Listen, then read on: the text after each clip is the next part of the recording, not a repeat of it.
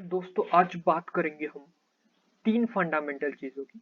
As a web developer आपको इन चीजों का नॉलेज होना बहुत जरूरी है, क्योंकि आप जब वेबसाइट बनाओगे, आप फाइल्स बनाओगे, वेबसाइट के HTML CSS फाइल्स बनाओगे। आप चाहोगे कि वो सिर्फ मेरे कंप्यूटर पे ही ना रहे, क्योंकि आप जो कोड करोगे वो आपके ही कंप्यूटर के किसी फाइल में स्टोर होगा। आगे जाके हम देखेंगे कि आपको कोड कैसे करना है, आपको किस एडिटर का इस्तेमाल करना है, आपको कैसे सेव करना है, ये सब चीजें हम जान लेंगे। हम जब कोड करेंगे तो फाइल में स्टोर करेंगे, और वो फाइल कहाँ होगी? हमारे लोकल होस्ट पे। जब वो फाइल हमारे लोकल होस्ट पे होगी, इसका मतलब ये होगा कि आप ही सिर्फ उसको एक्सेस कर सकते हो, या फिर उस वेबसाइट को एक्सेस करने के लिए सिर्फ आपका ही कंप्यूटर लगेगा। तो अगर किसी कस्टमर को, आपके किसी क्लाइंट को अगर वेबसाइट बनानी है, कोई स्टोर बनाना है ऑनलाइन पे, तो वो ये बिल्कुल नहीं चाहेगा कि सिर्फ मेरे ही कंप्यूटर के थ्रू कोई उस चीज को ऑर्डर करे। नहीं, वो चाहेगा कि वर्ल्ड वाइड उसका एक्सेस हो।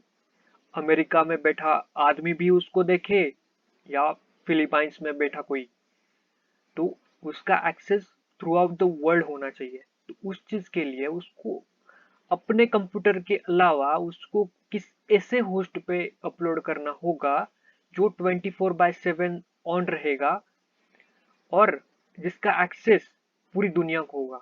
अब अगर सिर्फ उसको आईपी मिला, आईपी एड्रेस अगर उसको मिल जाता है, कोई सर्वर मिल जाता है जो 24/7 ऑन रहता है, पर उस सर्वर का क्या काम अगर उसको हर बार किसी पर्सन को अगर एक्सेस करना है तो उस आईपी का ही इस्तेमाल करना पड़े, तो ये सही नहीं है। तो हम कितने आईपीज याद रख सकते हैं? तो उस चीज को टैकल करने के लिए डोमेन नेम सिस्टम का जन्म हुआ। डोमेन नेम सिस्टम क्या होता है कि डोमेन नेम होता है कि कोई भी इंसान जिसका इंटरनेट के ऊपर कोई एग्जिस्टेंस है, उसका एग्जिस्टेंस जिस चीज से आइडेंटिफाई होता है उसे बोलते हैं डोमेन नेम। अब अमेजन है, अमेजन के जो फाइल्स है, जो अमेजन का वेबसाइट है, वो किसी आईपी एड्रेस के ऊपर स्टोर है, लेकिन उस आईपी एड्रेस का जो नाम है, जिस आईपी एड्रेस उस आईपी एड्रेस को हम जिस नाम से एक्सेस करते हैं उसे बोलेंगे domain name. amazon.com, www.amazon.com, www.flipkart.com, ये सब क्या है? ये डोमेन नेम्स है। इनसे हम उस वेबसाइट को एक्सेस करते हैं। तो डोमेन नेम मेरे ख्याल से आपका क्लियर हो चुका होगा कि क्या होता है। अब बात करते होस्ट की। हमने अभी अभी बोला कि लोकल होस्ट, हमारे लोकल होस्ट पे मतलब कोई भी ऐसी साइट जो सिर्फ हमारे कंप्यूटर पे चल सकती है उसे बोलेंगे हम लोकल होस्ट। पर हम बिल्कुल नहीं चाहेंगे कि हमारा कोई साइट है वो सिर्फ हमारे साइट पे चले, हमारे कंप्यूटर पे चले। तो इसलिए हमें किसी ऐसे सर्वर की जरूरत होती है जो 24/7 बना रहे, चालू रहे, और अ, उसका एक्सेस कहीं से भी हो सकता हो। तो इस चीज के लिए हमें जो होस्टिंग सर्विसेज प्रोवाइड करती है उन कंपनी के बारे में नॉलेज होनी चाहिए। मैं यहाँ पे उन कंपनियों का प्रमोशन नहीं कर रहा हूँ, लेकिन एज अ वेब डेवलपर आपको नॉलेज होनी चाहिए गोडैडी की, आपको नॉलेज होनी चाहिए होस्टिंगर की, आपको नॉलेज होनी चाहिए होस्ट गेटर की। ये बेसिक कुछ इनसे कई ज्यादा अलग अलग प्लेटफॉर्म्स है, लेकिन ये एक इलस्ट्रेटिव एग्जांपल्स है कि मतलब GoDaddy क्या होता है, होस्टिंगर क्या होता है, होस्टगेटर क्या है। ये प्लेटफॉर्म्स होते हैं जो आपको होस्टिंग और डोमेन नेम की सर्विसेज प्रोवाइड करती है। आगे जाके हम इनका भी रिव्यू करेंगे, अगर आप चाहो तो। अब हम ये भी डिस्कस करेंगे, ये भी जानेंगे कि इन होस्टिंग प्लेटफॉर्म्स के ऊपर हमारे फाइल्स कैसे अपलोड करने हैं, हमारे साइट को ग्लोबलाइज कैसे करना है, ये सब चीजें हम जानेंगे। तो ये GoDaddy, होस्टिंगर, होस्टगेटर क्या करते हैं? ये क्या करते हैं? ये सर्वर प्रोवाइड करते हैं। ये सर्वर प्रोवाइड करते हैं जो 24/7 चला रहेगा, और दुनिया का कोई भी इंसान उनको एक्सेस कर पाएगा। तो इन सपोज ये मान लेते हैं हम कि ये सर्वर है, तो इसके ऊपर हम अपने फाइल्स स्टोर करते हैं, such as index.html, index.php, index.css। ये एक्सटेंशन जो लिखे हैं .html, .php, .cs, इसके बारे में भी हम डिटेल में जानेंगे।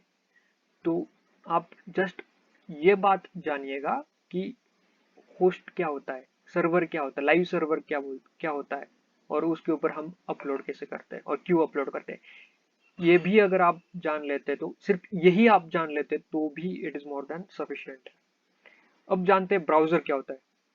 ऐसा शायद ही कोई ब्राउजर होगा जिसके ऊपर सर्च बॉक्स नहीं होगा। तो ऐसे सर्च बॉक्स में हम क्या करते हैं, कोई भी एक यूआरएल डालते हैं, एड्रेस बार में हम कोई भी यूआरएल डालते हैं www.xyz.com। सपोज ये हमने डाला, फिर उसके बाद हमें कुछ लिंक्स मिल जाती है नीचे, विकिपीडिया की हुई या फिर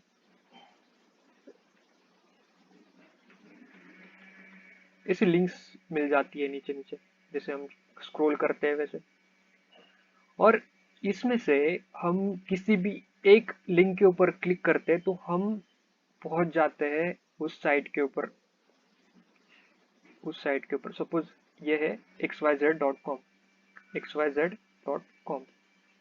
तो ये उसका साइट है, और इस चीज को हम अपने मतलब एज वेब डेवलपर हम ये डेवलप करते हैं कि किसी जब कोई बंदा आएगा जो सर्च बॉक्स में यूआरएल डालेगा, तो जो साइट ओपन होगी, जो लिंक्स नीचे आएंगी, उसमें क्लिक करने के बाद जो साइट ओपन होगी उसका इंटरफेस कैसा होगा, ये काम देखता है फ्रंट एंड डेवलपर। और बाकी जो बैक एंड की चीजें है वो हम बाद में डिस्कस करेंगे, लेकिन फ्रंट एंड डेवलपर क्या करता है कि ये जो इंटरफेस सामने दिखेगा उसके ऊपर वो काम करता है। तो xyz.com जब ओपन होगा तो सबसे पहले जो साइट आएगा, जो इंटरफेस आएगा, उसके ऊपर किसी ना किसी वेब डेवलपर ने काम किया होगा। तो या तो ये सब हो रहा है किसके ऊपर, ये सब हो रहा है ब्राउजर के ऊपर। अपना क्रोम ब्राउजर हुआ, माइक्रोसॉफ्ट एज हुआ, आपका ब्रेव हुआ, आपका मोजिला फायरफॉक्स हुआ, ये सब क्या है, ये सब ब्राउजर्स है। तो ब्राउजर की खासियत ये होती है कि ब्राउजर के अंदर एक इंजन होता है, उसको हम बोलेंगे V8 engine. V8 engine, Chrome के अंदर जो इंजन है वो उसे बोलते हैं हम V8 इंजन।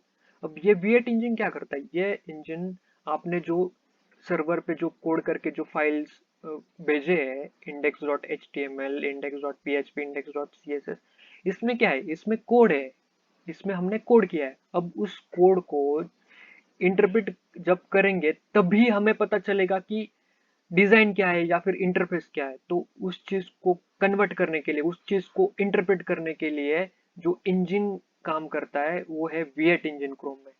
तो ये V8 इंजन क्या करता है, ये बस तीन ही चीजों को अंडरस्टैंड करता है, इसको तीन ही चीजें समझ में आती है, HTML, CSS और जावास्क्रिप्ट। इन्हीं तीन चीजों को ये कन्वर्ट करके हमारे सामने डेटा को रेंडर करता है। तो ये हुआ V8 इंजन, और ये हुआ ब्राउजर का काम।